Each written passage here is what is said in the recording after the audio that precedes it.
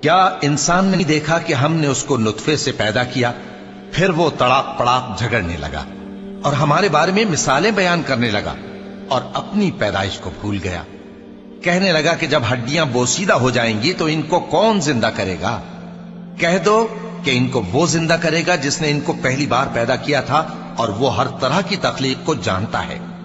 وہی جس نے تمہارے لیے سبز درخت سے آگ پیدا کی، پھر تم اس کی ٹہنیوں کو رگڑ کر ان سے آگ نکالتے ہو۔